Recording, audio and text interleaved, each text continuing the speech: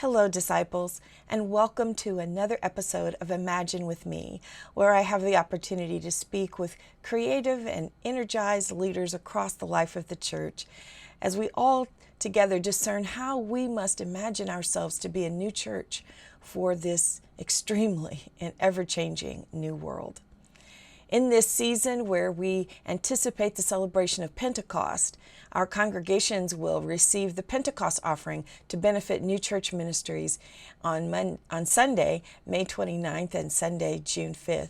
I hope that your congregation will give generously to this special offering that supports church plants in your regions and the work of new ministries at the general level to support all of our church plants. I'm excited today to talk with two leaders in our new church movement, the Reverend Tim Kim, co-pastor of what is called a dinner church, Root and Branch Church in Chicago, Illinois, and the Reverend Rachel Whoeler, co-convener of the Potluck Church in Madisonville, Kentucky. In this season, again, so excited to hear from these two leaders who are already understanding what it means to think about being a community of faith, a congregation in new and different ways. And so I want to welcome Reverend Tim Kim and Reverend Rachel Whoeler to the stage with me now. Thank you both for being here. Thank you. Good to be here. Great. Well, as we were talking and getting to know each other a little better, Tim and I know each other from the Chicago area and University of Chicago. And Rachel, I know that you're in Kentucky and you and your husband co-convene the Potluck Church. And you both mentioned that you began your churches using the dinner church model. I want to give you each a little time just to introduce yourselves, your ministry, and the context in which you're serving. And hopefully after that, we can talk a little bit about how that dinner model served you and your congregation as you began your life together, and perhaps how it continues to be an important aspect in terms of the way you order your life together. So Tim, maybe we could start with you. I think Root and Branch is a little older than Potluck Church. Sure. Thanks, Terry. Yeah, I'm Tim, and I moved out here to Chicago to go to the University of Chicago Divinity School, as Terry mentioned. And while I was here, I didn't know what I wanted to do with myself, honestly. And really, in my exploration of churches and ministry, found that I wasn't sure I could find a home for myself really in the church, and at least the ones that I was experiencing and checking out and going to, and so really the motivation to start something new you might describe as a bit selfish. I really wanted to just start something, a community that I actually would want to be a part of, could feel at home in. And so that was the real sort of initial genesis of wanting to do this planting work. And so when we started out, we thought about what are sort of, different models out there that might be um, ones that would be attractive and sort of new and fresh for people in my generation. And gathering around the table and doing dinner church, we heard about a church doing it in Brooklyn and maybe a few others, and decided that that actually was something that spoke to us for a number of reasons. One is that um, it's a way of harkening back to the old times, something that we believe the early church did, of course, and so kind of connecting to those roots. Sorry to use a pun with our church name, but those roots felt important to us. Number two, we know the disciples are a group that where the table is vital and important and essential to the practice that we do together. And we wondered if that practice could be something that expanded to actually eating, not just at communion, but as a whole way of doing worship together. And so that was another reason we felt it was important. The third is that it just is a great way to build relationships with people. When you're starting a new church, you're just really in an awkward stage of trying to get to know people and get them to know each other and get them to like each other and care for each other. And um, what greater practice do we have in most of our lives than to do that actually every day, almost around the table with other people, talking and eating, and just something that feels familiar, but also can be deeply spiritual as well. So for those reasons, we started as a dinner church, and In general, Root and Branch I would describe as I don't know if we fulfilled our vision that we set out to do, but certainly we have brought together people who couldn't find other church homes too. I think that's one really strong way to describe our context. People who feel like church outsiders, generally people who struggle to struggle to feel like church spaces are for them, and so we've been able to bring together a lot of people like that. Really, just have a desire to build community in ways of asking questions and conversation, and really wanting to be in a space that also speaks prophetically, I think, to a world that is increasingly hostile to both religion, God, I think love, and just sharing in ways that are unique out there. So it's a little bit about who we are. Well, that's great. I think this there is a theme, I think, among many new churches about people needing to find a place that belongs, that feels like a place where they can serve and be fed. So Rachel, tell us about the Potluck Church and how you began and your ministry context currently. I could echo everything that Tim just said about the meaning and the journey. I would say ours started for me, as I look back in hindsight, it started at the Disciples Divinity House at Vanderbilt on a Maundy Thursday when we were looking for, some of us were looking for an experience to have of Maundy Thursday that did not involve us leaving the living room. And we found that we had somebody had some apples and somebody had some bread and somebody had some wine and somebody had some other food. And so we all pulled together and formed a potluck meal and had communion after and stayed up until the early hours of the morning having some of the best spiritual conversations I've ever had. And I knew after that that was the kind of experience I wanted to have with church, and kind of chased that for years until 2013 when we founded Potluck Church. And it is a potluck meal. We worship around the table. It is a worship based on questions, a series of questions. The liturgy unfolds as a series of questions that we make, and the worship we make together. So it's really, in hindsight, as I think about the calling, I think that seed was planted back in 2000 or so for me. And have either of your churches, um, Rachel, I think you said you're still operating on the dinner church model. How what's the experience of people? Do they is there more than just that worship or gathering experience? Is there other work that your congregations have been involved in once the community has been established? Other For us, it is a we support each other's ministries. So we have people around the table who are the directors of the food bank in town, or who do other, the cancer support group in town, various kinds of ministries outside of their hour of worship, 2 hours of worshiping with us. And so we bring our ministries to the table and support each other in that way. And that's the primary way that we work as church together. Sometimes we volunteer together to do a particular project, but most often it's who can join me, who can contribute, who can help with, who can support this. And we support each other in our ministries that we live outside of the worship time together. Okay, great. Tim, and how about Root and Branch? Is it a similar kind of thing? Does Root and Branch initiate its own mission in the community? Um, well, we have a weird model of how we gather generally and the things that we do. We haven't been able to do dinner church now for what is it, 2.5 years or so, basically since the pandemic began, and so that's been a real loss to have a core practice and identity aspect of our community not be able to take place, and we're slowly working our way back there. But so we have a model where we do what you would call traditional church on Sunday mornings twice a month, and then the other weeks we usually would gather for meals. But right now we are gathering in various sets of small groups. We call them sort of Constellation Groups, and some of those include classic things like Bible study, and sort of I have one that we call homeschool, where it's basically reading grad school theology together and things like that. And then we also have one that's centered around justice work, and in that one in particular is really been focused for the last year now on prison ministry, and that's an area in which we really feel like number one, we can make an impact. I think, we're a smaller church. Doing community outreach is a thing that is important, but also one has to be mindful of their gifts and resources and their capacities. And so, Right.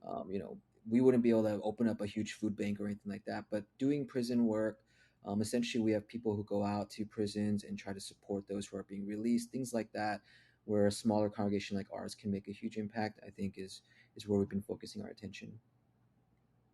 I think what you just said is really important about recognizing what gifts and graces are within your context. I really believe there are different vineyards and different kinds of spheres of ministry. We can't all do the same thing in the same way, and we shouldn't all try to do the same thing in the same way. I visited with a congregation in Tijuana a few years ago that's essentially a dinner church, but they form little committees around. Rachel, as you said, come support my ministry. I'm involved with this, and they'll create a little project based committee that go away.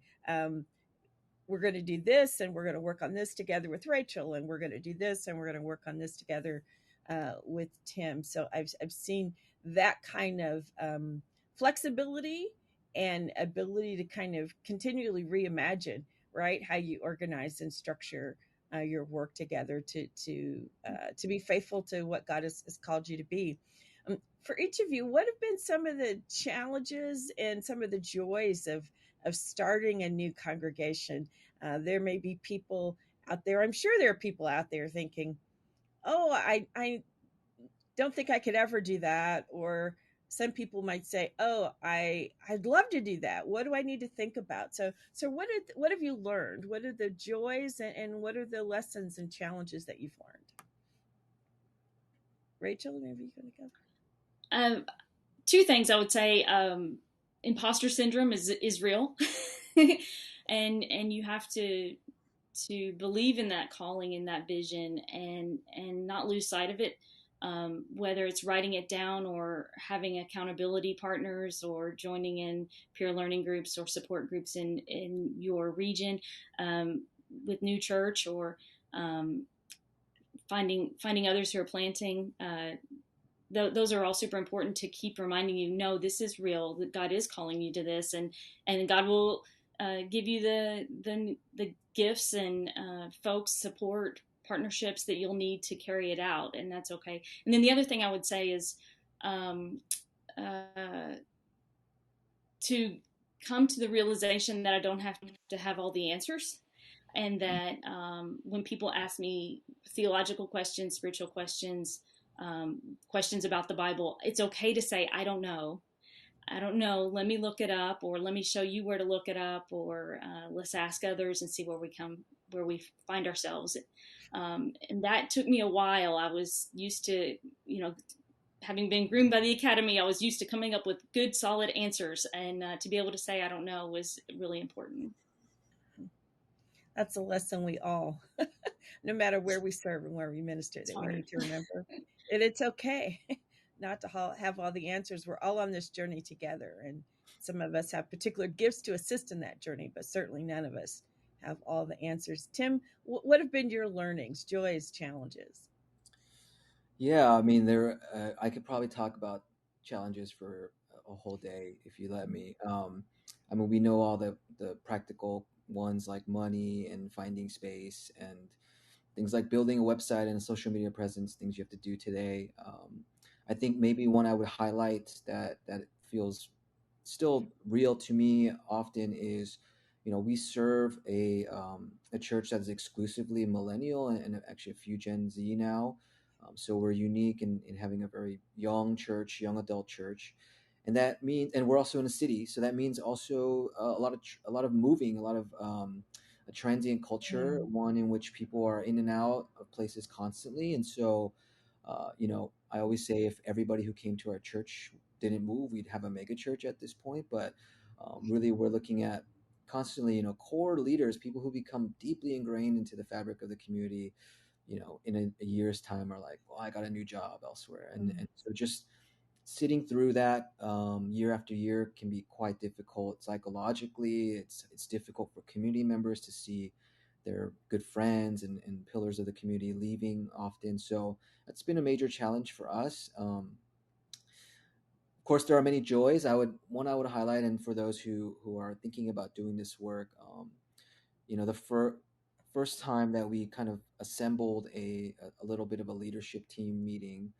maybe about 2 months into our launch.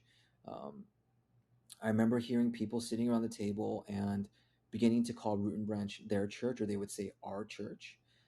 And just I remember leaving that meeting with my co-founders and just sort of feeling this incredible joy that this thing that we envisioned in our heads and wrote about on paper had actually taken root in people enough for them to claim ownership of the community as their own. And I'm continually amazed by that, even now, many years later. Each time somebody new steps in the door and goes from somebody I have no idea who they are to referring to Root and Branch as their church and their community, it's a feeling I think that um, never gets old for a church planner. That what joy. Right? What joy, because ultimately that's you want people to claim that, right? As their community so that they can live and flourish in that community. You've both mentioned, as part of dinner church, um, the conversations around the table, the delving into deep issues of theology and possibly even practice. Are there other faith practices that have been impactful in your setting? And it sounds like worship and even Bible study. I'm always talking about prayer and Bible study. I'll be leading Facebook Prayer Live soon after we do this. So, talk to me a little bit about those kinds of practices within your congregations. Well, for us, the series of questions is really important. And one of the first questions that we start with is, where have you experienced God since we last gathered? Mm. And that question reorients all of us, not just on that day, but throughout the week, to notice things maybe we would not normally notice, and to wonder, uh, to ourselves and then together as a group, was that God? Was that God's influence or action or presence in that moment or in that person? And that's really formative. And then the other thing, of course, is food is always critical. So we have things like a pancake meal on the night before. We meet on Tuesday, so the night before Ash Wednesday, for example, we'll eat pancakes, or we always celebrate All Saints and light candles. We have just special holidays. We sometimes will worship in homes. Normally, we worship in a train station that's a co-working space, but we'll worship in homes over Advent some years to get to see each other's Christmas trees and to have a sense of home there. So sometimes just the practice of the rhythms of eating and practices of eating are really important. Friendsgiving, for example, we use those holidays to change up our meals and change up where we worship, and that gives us a rhythm for the year. Yeah, yeah. Eating together is such intimate space, right? And so that can make that spiritual connection even more powerful. Tim, what about you? Yeah, I mean, I want to just kind of echo a little bit of what Rachel said too, because I think Rachel and I are a bit joined at the hip. We do these kind of talks often together. Our communities are very similar.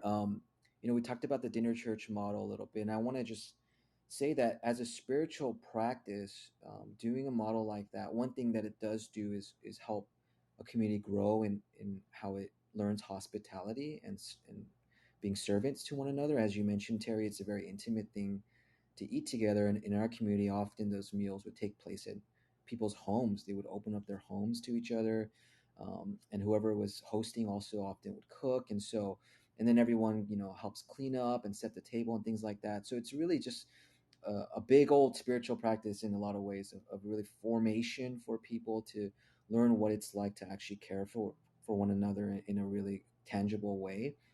And also to what Rachel said, I think we need to think of questions as a spiritual practice too. That feels to me like really vital. We recently had a gathering in our church where a congregant got up, and we were asking them to sort of reflect on what values they saw in our church. And she got up and talked about the ways that she felt so empowered to raise questions. We're talking about the Bible specifically, and raise questions as she read the Bible all the time in ways that she never felt that she could growing up. And so, questions as spiritual practice, I think, especially for a younger generation, are really important to cultivate both a sense of being welcomed, but also for them to learn how to think about this stuff that they may not have, a long-standing education in, or a long-standing sense of tradition in. Right? Questions Mhm. are a way for them to actually get their foot in the door, not really just a way to be skeptical, or to push back for negative reasons. It really is for them to learn what it's like to engage these old traditions well. Right. I would make an argument that there are lots of even older people who have been in church a long time and are spiritually poor, and by that I mean they have not developed um, practices that really enrich. They come to church, they hear a sermon, they go home, and maybe they participate in a particular project, right? A mission service project, and people are comfortable with that. I did my field, one of my field education experiences at a large Baptist church in Chicago. Over 70% of those people were previously unchurched. And I met people of every sociodynamic, that being able to ask the questions, right? In many of our churches, we don't allow people to just ask the questions. We want to feed them what we think the Bible is saying. We don't want them to really wrestle with those texts, and being free to ask the questions. I think there are people across our church that just need the freedom and the space to ask questions. And people quite often just have lived their whole lives in church, but never experienced God in a real way. And I think that's one of the powers of the kinds of communities that you all are bringing to bear. Um, we got to wrap it up here shortly, but before we leave, I want to hear from each of you. How does your church connect with our wider church? How does the church connect with the region, or how do you see yourself as a disciples congregation, particularly as you're part of the reimagining that we really need to do? You're examples of one of the ways, some of the ways in which we can do church differently, but how are you connected to the wider disciples community? For us, I also am the co-convener along with Savaskia Bray Pope of the new church team for the region, and so I work with her and with all the planters in Kentucky, the region of Kentucky, to support and equip and care for them, and also work with Jose Martinez and for prior to him Terrell McTire to help develop relationships across the whole denomination with other regional groups in New Church, so that hopefully we're not just in our silos developing policies and practices and support and procedures, but that we're all lifting all the boats together. So that's one of the ways that we help. We also support our church camp and send counselors to our church camp and other aspects. And also, full disclosure, I'm the West Area Regional Minister of Kentucky, so I wear two hats. I'm bivocational, so I have all sorts of ways that I get the opportunity to sneak in conversations about Potluck Church, or to talk about the region in my Potluck Church setting. So I serve as a bridge builder in that way, I hope. Amen. That covenant. Having been a bivocational pastor, I totally understand all of that. Tim, what about you? How does Root and Branch live as the disciples congregation? Yeah, so we You're we jointly serve. affiliated, though, I believe, right? No, no, we're just disciples at this Okay, I point. was We've thinking at always one been. point you had one of your founders was a UCC minister, We though. had Maybe one that's what I'm UCC thinking. fund, Yeah. yeah, but so we really see ourselves as a sort of experimental ground, a lab in a lot of ways for the wider church. If we think of ourselves as a collective, as a sort of family unit, we know that a lot of established churches can't go out and do whatever wild and crazy idea that they want. It's difficult to do that, and so new churches can be that place where those experiments are being carried out. And so our covenant with the wider church, how we see ourselves really um, being part of this denomination, is we want to be people who share everything we've learned as freely and openly and as passionately as we can. As I mentioned, Rachel and I have done numerous talks like this, as evangelists for the dinner church model. We've done it in context of talking to a bunch of people. We've talked to people on the phone one-on-one who were curious. We've taken every opportunity we can to really share what we've learned over the years with whoever's willing to listen, whoever reaches out to us. With New Church, certainly people in the region, we've had conversations with too. And also training new leaders. I think that's a huge thing that we consider part of our ministry. We've been able to shepherd several people through the ordination process now. Many disciples, interns who've come into our congregation and been formed by the way that we do ministry. And hopefully one day we'll continue to go out and do things, wild and crazy things like we've done here, and have that kind of experience and courage as they do that. And so again, it's giving back as best as we can, and the wisdom that we've gleaned, and just doing that wherever we can. I mean, I serve here in the region as now we'll be the regional moderator next year, and we try to be part of New Church, and I worked with Terrell as well when he was there in doing various things with him, and so wherever we can, we try to plug in and give back. Great. That's so awesome. Welcome as you become the new moderator of the region, where I still have my not my standing, but my residence, and I'm always plugged in there. And Rachel, we're going to be coming to Kentucky for General Assembly next year, and Saskia is certainly one of the people that's been working with us as we plan General Assembly in July 2023. But it's been such a delight to talk with you both, and I hope that people will heed the invitation or respond to the invitation to reach out to new churches in their region, to learn, to hear new ideas, to pick your brains, to examine new models, new ways of being church, that go beyond just where you meet, but how you meet and the way in which you engage practices, the way in which we build community. One of the most important aspects of any congregation is covenant, both within and then, as we've been talking about, this wider covenant that allows us to be effective and faithful together. So thanks so much for being with me this afternoon. I've really enjoyed talking with both of you. And for our listeners, our viewers today, disciples, the Pentecost offering will be taken in most churches on May 29th and June 5th. So you have an opportunity to give generously to the New Church movement. Remember that offering is shared between the General Church New Church Ministry and New Church Ministries in the regions, which allows us to support and encourage and nurture New Church leaders like Tim and Rachel and the congregations that they serve. How exciting to see people come to a place where they say, my church, our church. Don't you want people to find that experience, that spiritual foundation and formation as part of a innovative and creative disciples congregation? And you can help do that by contributing to the New Church ministry through the Pentecost offering. We're so grateful for your ongoing support of the New Church movement and young leaders like Tim and Rachel, even older, innovative leaders who have decided that there are just different ways that we can be people of God together. And so we open our hearts and minds as we continue to imagine how we must be a new church in this new world. Remember that God loves you, and so do I. And keep imagining. Trust Your Crazy Ideas is the name of a book that I read on sabbatical. So remember that God is able to do exceedingly abundantly above all that you could ask or even imagine. So continue to imagine. God loves you. So do I. Take care.